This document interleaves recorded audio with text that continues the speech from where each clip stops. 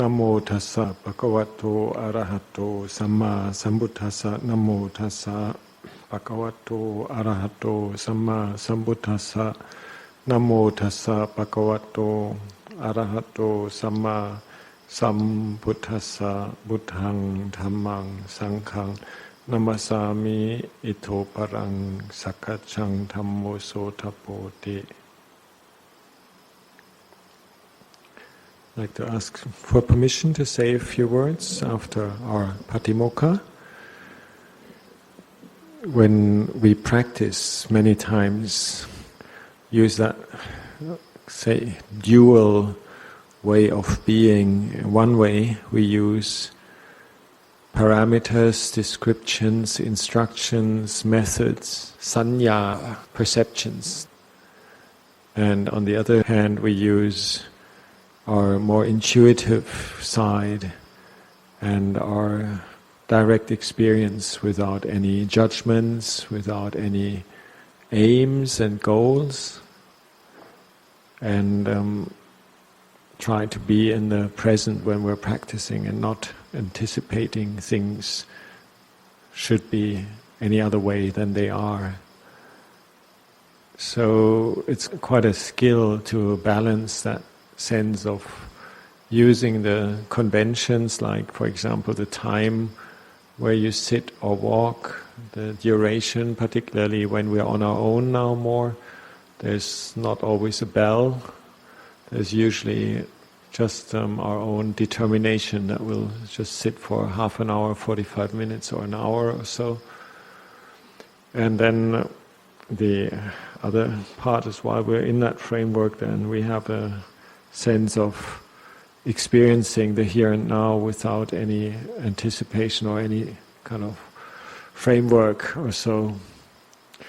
And while we're practicing also there is a more discursive way of approaching meditation, for example with sati as a recollection where you tell yourself, let's look at the breath, look at the beginning, middle, end, or whatever your way of looking at the breath is. And then there's a thing where you just don't think much, it just happens, and you actually feel very, uplifted by the actual experience without any input from your own side other than the awareness. So in our own, rhythm of doing things, there's a lot that we can do to have somehow a framework which we, so to say, predefine and don't have to re-debate all the time. For example, waking up in the morning, if there's no morning puja, what do you do? And I can just try out for a while and then set it as a personal routine. And this frees oneself from then having to kind of discriminate whether what to do next, what to do now. Just do it the way you've laid it out once for this period, not for eternity, but like for this particular period, whatever works. And we have that then throughout the day. There's parts where we can just simply go along with what we laid out for ourselves to do, or what was on the communal schedule.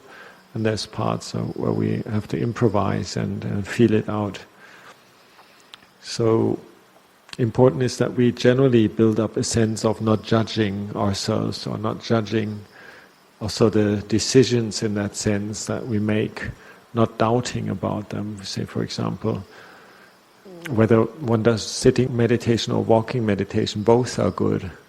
Sometimes there may be 40 reasons for doing sitting meditation and 60 for walking meditation. And if one then chooses sitting meditation over walking meditation, one, so to say, loses out a few percentage points in effectivity. But both are good and both are lending themselves to opening up the mind into the present. And so actually it doesn't really matter. So a lot of the things we do, actually, to be frank, don't really matter too much. The activities in the monastery, in our routine, they're all ethically correct. They're all in the realm of sila, and then they're all of communal benefit.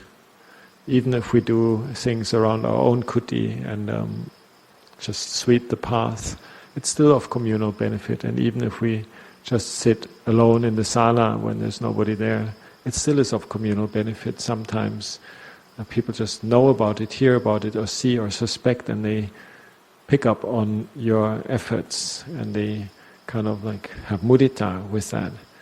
So it's all in the framework of benefits.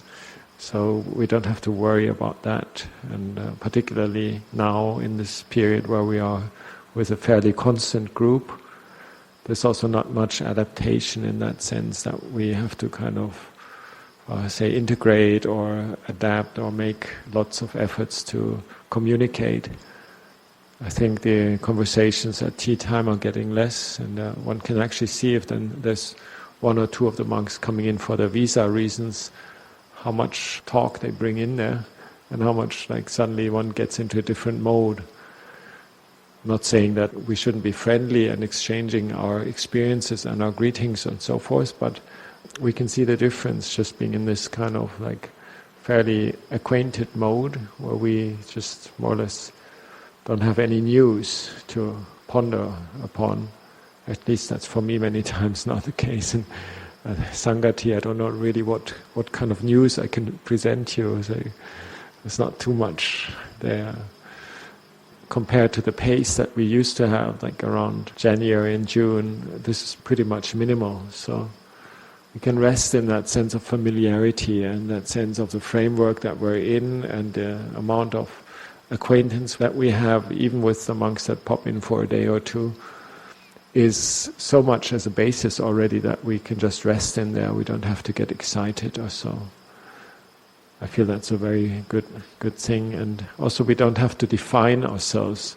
We know each other quite well. We don't have to, say, impress or define or prove or whatever is the case many times for new people coming in at the Pakao time. Many times when it's a classic training, say, not to elbow too much and not to kind of shine too much, not to be too overly perfect, and at the same time also not to be letting the others down and be too sloppy. So that sense of like, here I am, I've discovered this now and this is who I am, look at me, that gets less the longer we are in here, and there's no need actually. Coming back from other places with somebody that we spend time together in the monastery, in other monasteries or so, there's a sense of familiarity which we can just rely on. Very different than from trying to explain what you are, who you are, where you've come from, and having a lot of investment on this is who you are. Now I found something better or worse, or now I'm super inspired or completely uninspired. That value judgment that we sometimes communicate, it becomes less and less if we've been through a certain amount of experiences together, and we know it's all part of the deal, it's all part of the practice. And I was reminded by one of the monks that came in, describing a little bit how he feels in the monastery where he is right now, and actually making a point of saying, I actually don't know, I just know I feel good. And I can't really pin it down, and actually I don't want to pin it down. It's maybe good enough just to say I'm really, say, kind of enjoying it and I'm having a good time. Can't really exactly describe where and why and how. And I felt reminded that I had experiences like that as well in my practice in other places, that there's an experience or, say, presence in the Sangha that sometimes you don't feel you actually know how to describe it. You can just be there and feel familiar, feel adapted, feel in a non-worldly way. You can say you feel at home with the experience. And so I think that's a great gain, and I've been reflecting on that. It's probably really part of our training, our meditation, our way of seeing the world, that we gradually approach that sense of sanya, anatta, like that, perceptions or value judgments or mental, say, kind of discursive gradings or memories or stored up perceptions, that they are not really who we are. And it becomes quite apparent if we think back now to our lay life. I feel it very difficult right now to think that I was really this guy that was studying in Berlin, had a kind of, I had a few guitars and I had a bicycle, and I know still some of the clothings I used to have as my favorite clothings, but it doesn't feel any more relevant to who I am now, and it's moved far away, so there's no sense in that way, other than telling good stories maybe every now and again, but like this, not a sense of this is who I am right now. It's maybe going a bit far to say this person doesn't exist anymore, because there is some kind of overlap, certain habits and certain qualities or non-qualities one has from lay life, but they become less and less relevant, and that sense of using those parameters of one's existence as a way of showing others or introducing oneself to others has become very, very much less. I think if we ever ask ourselves, what does this holy life actually bring to us, I think we can actually say less identification with who we are. We're maybe not fully enlightened and cannot boast certain very refined states of mind, but we can say, actually, frankly, I just feel much more just in the present, and I just feel much more here, and I actually don't really know so much why and what. I'm just experiencing these things. This is a quality of this present moment, Dhamma, that we practice when we meditate. It's not so much the judging one, where you say, I'm sitting for that and that long, I'm counting my breath, or I'm doing a supakamatana or whatnot. It's basically just a simple sense of just being here is good enough, and just being whatever I am, who I am, is fine. I don't have to explain it to anybody. Even to oneself, one doesn't. It's part of what we practice when we talk about letting go, for example.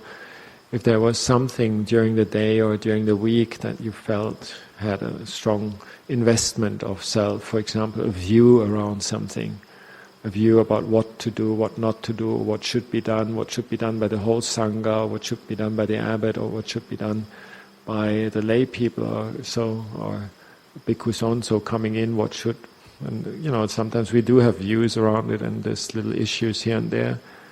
We can see when we practice then and we sit down, this quality of letting go and going back to something in ourselves that actually is independent from our views and our thoughts, even from, say, very important views about, whether we get vaccinated or not or so. Basically, when we shut our eyes and sit down, we are not this or that. Basically, we're just here, and everyone is like that. Like everyone goes back to this point. I would say in this way we can live together very, very peaceful, and also very, very allowing and acquainted, in that sense that we know, actually, whenever there's a trace of somebody giving others the impression, I am this, I should be, you should be, then it's just a temporary thing. Eventually we'll let go of this bit by bit.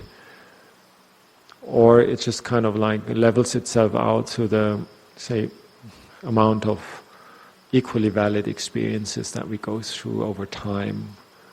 I think one gets more experienced and gets more to see certain things, dynamics and characters, and also gets to deal with one's own issues and character traits and so forth over time, that one can more or less forgive oneself and let it be, and be back to normal somehow. Back to normal meaning not a standard that we wish and define ourselves with, but back to normal as the normality of our practice of being in the present without any judgment about what is right or wrong. This thing that we try with our intuition to have present when we are sitting meditation. when we are walking, or when we're doing our chores, or when we're interacting with people, that coming back to that sense of I'm actually not important here. I'm just doing my bits and pieces that fit in this whole thing. Yeah, basically, no need to look at me, no need to notice me, no need to make a big fuss about me. I'm just there. So this is quite a cool way of being, I think, and I do believe we have good examples in the Sangha of that. And also in the bigger Sangha, we also sometimes in our own relationships to our teachers, to our ajahns, like we sometimes experience the feeling of letting go and dropping our issues, our agendas, or even our problems every now and again. I remember, for example, last time when Luang Por Sumedho was here, Ajahn Asoko sometimes makes special time for the abbot because there's so much, so many issues that he might want to talk about with Luang Por Sumedho. And just like in the presence of somebody as practiced and as experienced as him, basically one lets go of one's petty little things. And I couldn't think of a single issue actually that was kind of worth presenting and explaining and then getting some kind of take on. And sure enough, we had a good time talking about all kinds of things, and surely enough, there was enough food for thought to me to make myself ready for the stuff that comes up. And the general feeling of being nourished by just being there and just enjoying the presence of a very well-practiced senior monk, and just enjoying the presence of the Dhamma, where one doesn't just start getting into issues or problems. That's a real good thing. I felt like nourished. I remember like last time when Luang Por Sumedho was here, and I think some of us know that quality of being in a situation where it doesn't really count whether one was angry or one feels things should be different, or the place isn't so great, or another place is greater, or even the other way around, that one feels one's got something really special to share, and sometimes one doesn't even want to share it, then it's just good enough, it's just nice. Yesterday, going to see Luang Por Liam, I had a few points in his biography which didn't make sense from the stuff that is the draft right now, and it should be the official biography and so forth, and the biographies before, and the notes of people and so forth. So I asked him a few dates, and he said, well, indeed, no, this one here and there, and I went to study Abhidhamma then, and I went Tudong then and then, blah, blah, blah. I said, well, Luang Por, it's wrong in the books, it says differently. We got it all wrong. He says, might been right. So, wow, that's pretty cool. If somebody, say for example, writes in your biography when you're 50 years old, or 70 or 80 or so, forgets that you've basically chanted your first Patimokkha in Wat Pah Nanachat in your third pansa or so, and they write, you chanted it in your seventh pansa, so, or like forget that you went Tudong for a whole year or something like that, and it doesn't appear in your biography, in the official account of your life, and somebody kind of discovers it, or you discover it, we just say, never mind. Doesn't matter.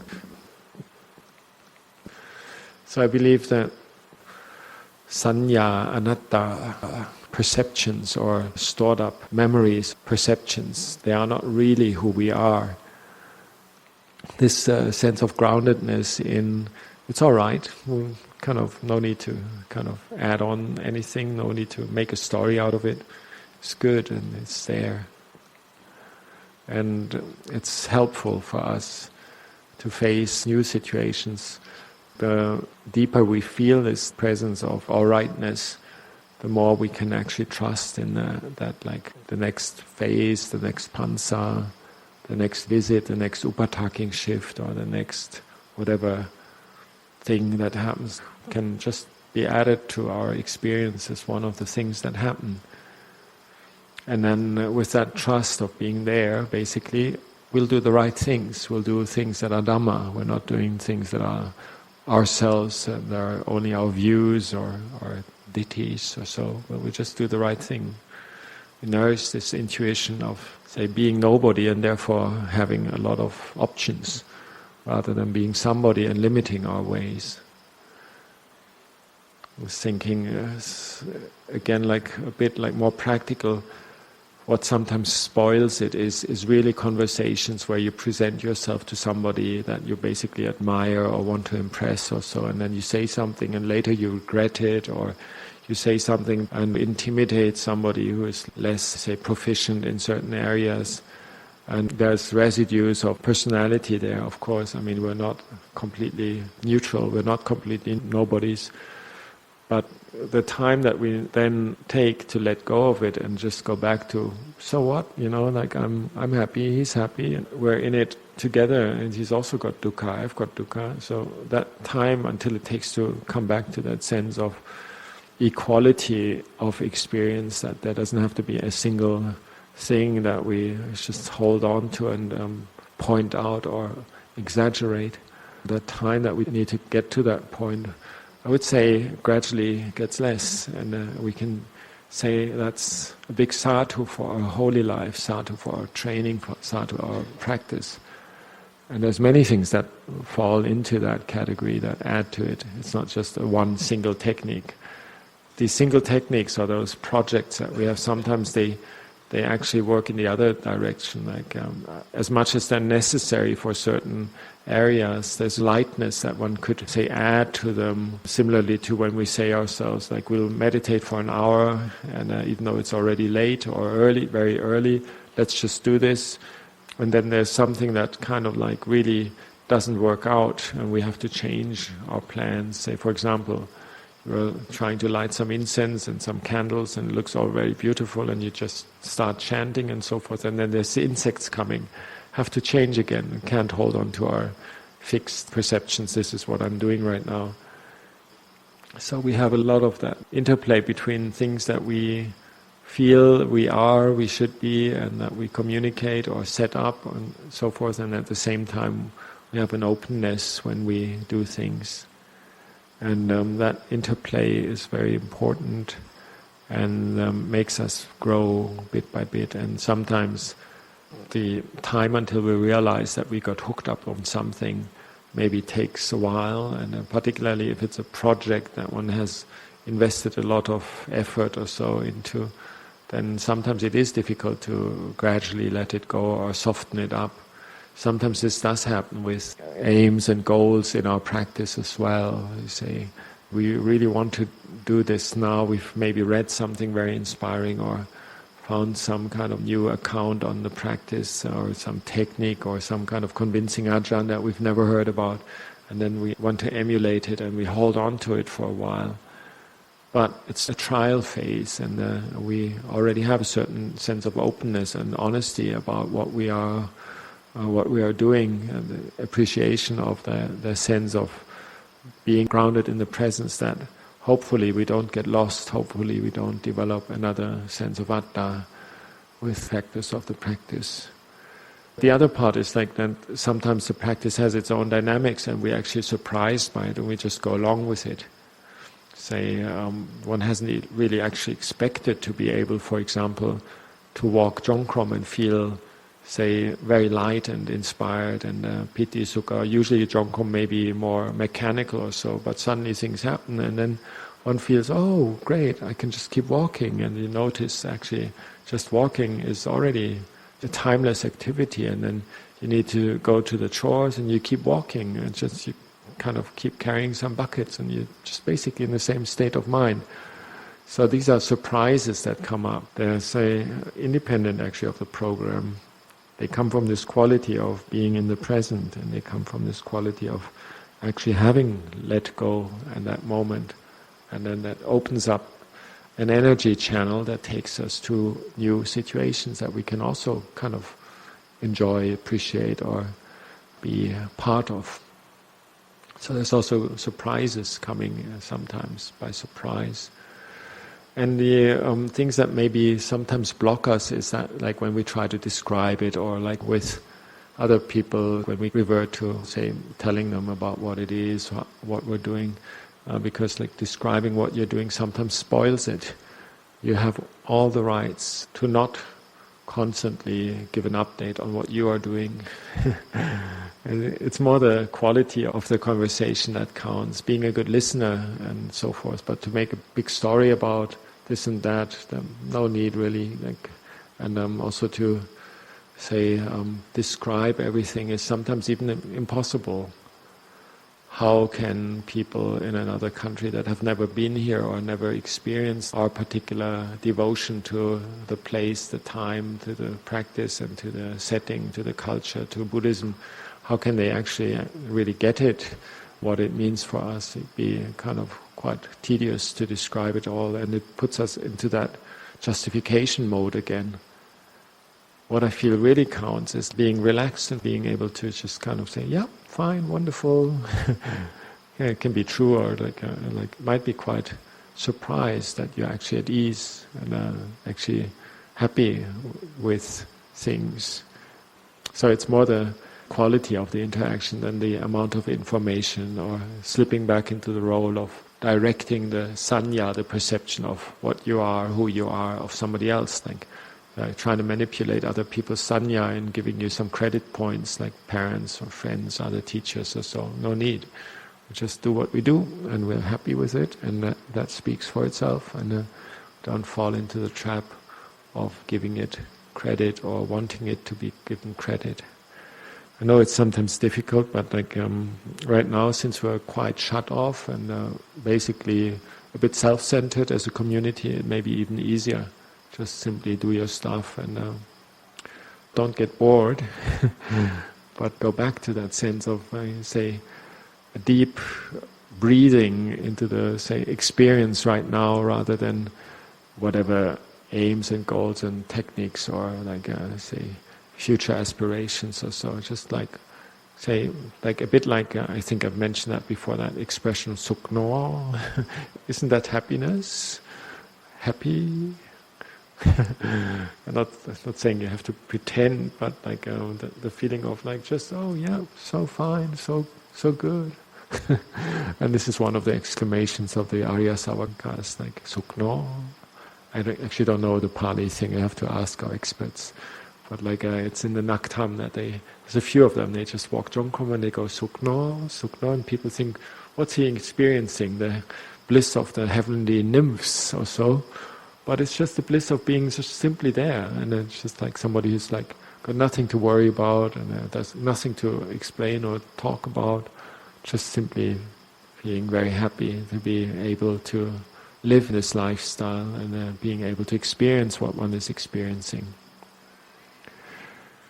So we keep doing what we're doing, making ourselves feel at ease, not getting too much into assessing what's happening, knowing that we're actually doing things according to the, as I always say, the most excellent allowances of the Lord Buddha, because we're all very intent on sila, we're very good intended, we have a lot of wholesome aspirations, we're all inspired, and we try our best. So what else can we do? So I offer that for reflection for tonight.